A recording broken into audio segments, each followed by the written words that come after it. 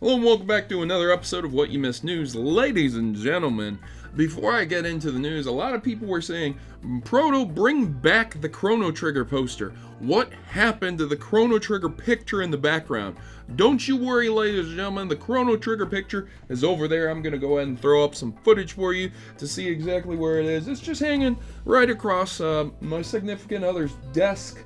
My fiance, my girlfriend, my love of the life that I have been living with for many years now. She has a desk over that way.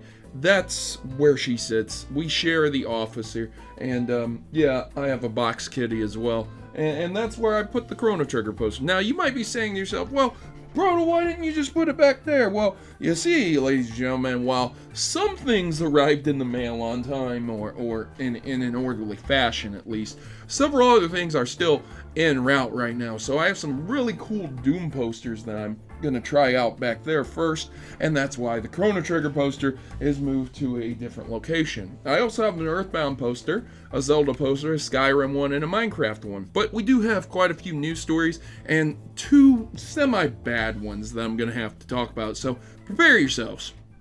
First up, we have a rumor that Mother3 is hitting the Switch Virtual Console in Q2 2017. That's going to be announced next week. If you're confused about the 2017 thing, don't worry. There's actually a date attached also.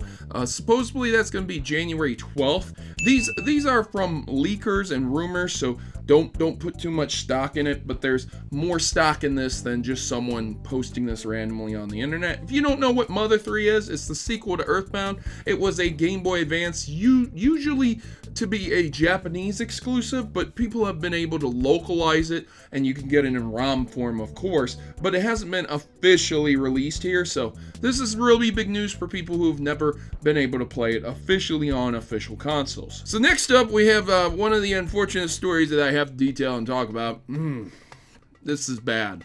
Young Ya, if you don't know, is another individual who does a lot of video game news. He does things differently to what I do and focuses on one story usually per video. If you're not subscribed to him, you can go check him out. Shoutouts to Young Ya.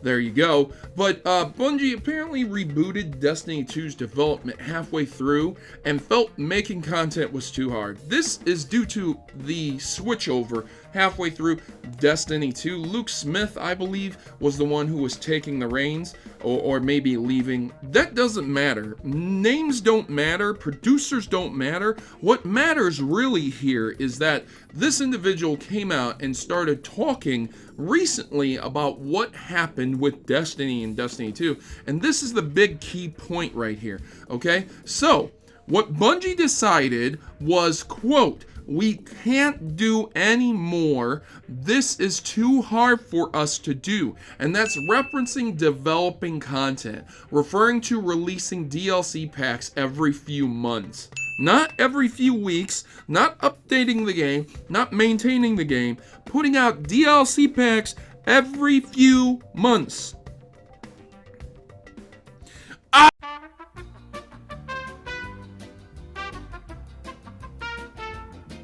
You guys remember the Dark Below? Do you guys remember that from Destiny 1? 3 missions, 1 raid. That's what it was. Do you guys remember the DLC pack for Destiny 2? The first one, Curse of Osiris, can be run through in 3 hours.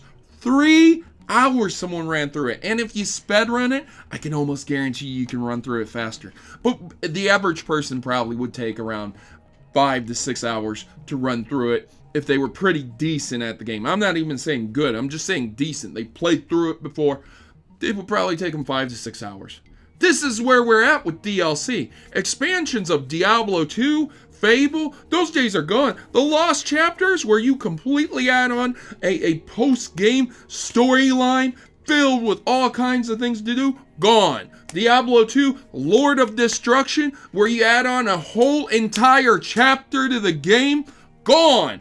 Where are these expansions, man? Why are you doing this stuff, Bungie? Bungie also went on to explain in this video, well, Young Ya explained, that essentially what ended up happening is that Bungie approached Activision and bargained with them to add in Eververse instead to supplement content developmental costs and to help continue the game and maintain the game instead of producing DLC in incremental segments. This is what ended up happening. Now, I could be wrong and I could be miswording a few things around here, but the long and the short of it is exactly what was quoted, and you can read that yourself, that they felt it was too difficult to make DLC in iterations. Like, wow, man. Wow, man. This is your extensive game that's going to extend over a decade, and it's already too hard to make DLC packs, and you're on the second game. You're about 4 years in. You're not even halfway over. Wow, man. Oh my god, the state of game. Bungie is gone, man. Bungie is gone. Goodbye, Bungie. See you later, man. See you later. Don't... To think, I was really invested in that series. I really, really liked it, and I thought they were going to turn it around with Destiny 2, and I was wrong. I was completely wrong. Alright, ladies and gentlemen, now before my blood pressure goes higher than a skyscraper, let's go ahead and jump on to the next news story. There's an RPG out there that lets you beat up monsters to pay for healthcare. Believe it or not. This is hilarious, but by the looks of it, it reminds me a lot of Earthbound. I'm getting Earthbounding mixed with Undertale vibes, so I think this wouldn't be that bad of a game. I could be completely wrong. I've never played it, but I'm just shouting out this game, so you can go ahead and check out Rxcovery. It's basically a game where you're timed, and you have 30 minutes to continue on, otherwise you die. So there you go. Check into it if that interests you. We have a lot of video games to cover here, so here we're going to go ahead and go into the rundown here. So now you can play Super Famicom Wars in English. If you guys didn't know what Super Famicom Wars was, before Advance Wars, if you didn't know what Advance Wars is, it's like War meets chess. Before Advance Wars, there was a version on the Super Famicom. You can download it, you can emulate it, and you can play it, which is really, really cool, really awesome, really like it. There's going to be video footage I'm going to show you here. Shout out to Mengs, the person who recorded this Let's Play. You can check into it. If this looks good to you, then you can definitely acquire this if it's something that interests you. Then continuing on, we have a reimagining of what a new Diddy Kong Racing might look like. This is with the Unreal Engine. This is, again, the kind of parody and duplicate or double of Mario Kart, but with an adventure setting. So I'm going to go ahead and show you video footage of that again. So you can go ahead and check out the YouTuber that is responsible for this. I'll go ahead and throw them up on the screen as well. Please go check out their video. Give them a thumbs up, like, and share this. This is really cool, and this could show us what the future of old retro games could be if they were remade by personnel and individuals instead of money-hungry companies. We'll just go ahead and say that. Continuing on with some video game news here, some cool video game stuff coming out. We have Kylo Ren's SNL gag is now a Battlefront 2 mod. Wow. This is something else. Ladies and gentlemen, I don't really like Saturday Night Live. I think it's a corporate shill on YouTube most of the time. I think we can all agree they always get on trending, and nevertheless, this segment was pretty hilarious where Kylo Ren, the commander of the First Order, went undercover as a radar tech, and the sketch is hilarious, but now he's an actual mod that you can get in Battlefront 2. Again, I'll throw up some footage of that. This comes from Star Wars HQ. Cool guy, check him out. Shout outs to his channel. And there you go. If that's something that interests you and you do have Battlefront 2 for whatever reason, you can check into that. So someone also beat Zelda's DLC Boss naked and with 3 hearts. This boss is interesting. It's more of an endurance than an actual boss to take on with weaknesses, but this shows that basically this Zelda, even though it's Breath of the Wild, can still be a very basic Zelda. Essentially all you have to do is dodge every single thing that happens in this, and that reminds me of old Zelda games where you just dodge the boss's hits, wait for the weak point, and strike when you can, and that's essentially Zelda in a nutshell. So once again, shout outs to another channel. We have Delicious Tea Gaming. Good on you, man. This is a feat of skills. Very good, man. He was naked, didn't use anything other than what was required, and a sword. So there you go. I think it's really cool what he did. That's where the footage comes from. Make sure to check him out. Again, links in the description below. So we're going to have to go into another terrible story, ladies and gentlemen. I know we were on a high note there with really cool stuff coming up, but unfortunately, IGN editor-in-chief is fired for alleged misconduct. So long and the short of this is that there was an investigation for sexual harassment.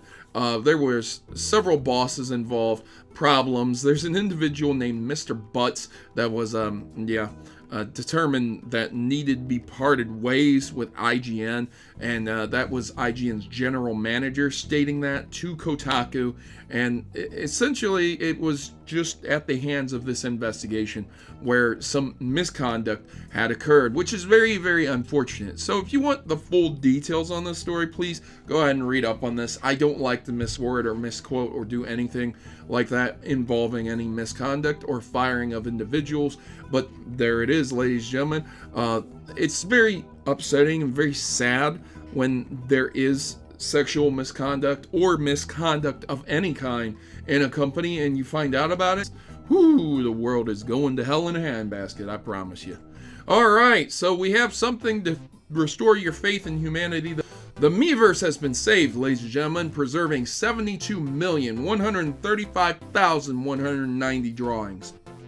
Led by Drastic Actions, aka Tim Miller, their work is now done and is available on a website called Rxcovery, which allows you to search the remnants of Miiverse by post, game, and user. So you can basically find something that may have been made or something you made yourself. So there you go, ladies and gentlemen. That's pretty cool. Check it out if you're interested in that. Again, archiving video game history is important. This is art that is being archived. Whether or not you agree that it's art, it's not up for debate. This is people's drawings, and it's what they've done. Now, you might consider it to be bad art, but nevertheless, it's art all the same. So GameStop, we're going to go out on a high note, ladies and gentlemen. Believe it or not, I have some amazing GameStop news. This is really going to get you, man. With all these bad news stories that I've covered in the last week, I'm telling you, you're going to lose it here. GameStop makes fun of itself with a savage tweet. So GameStop has tweeted out $50 bonus trading credit whenever you trade in an Xbox One S, PS4, maybe PS4 Pro, I can't really tell, and then a Nintendo Switch. And they said on Twitter, no, this doesn't mean you'll now get $50.01 for your console. You'll get $53.50 for your console.